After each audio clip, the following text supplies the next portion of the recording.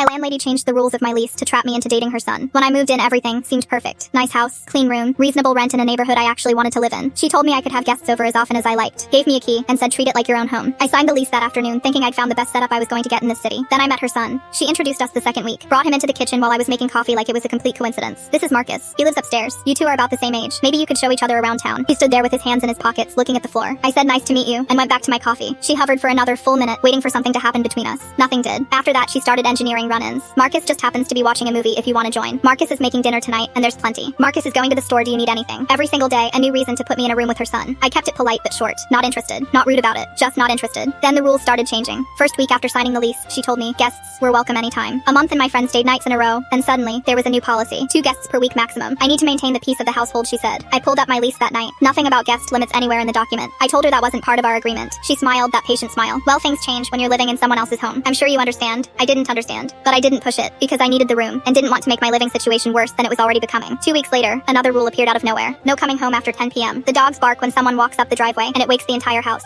I stared at her. I'm a bartender. I work until midnight most nights, sometimes 2 in the morning on weekends. Well, maybe you could park down the street and walk in quietly. Park down the street at midnight and walk through the dark, as a woman, alone.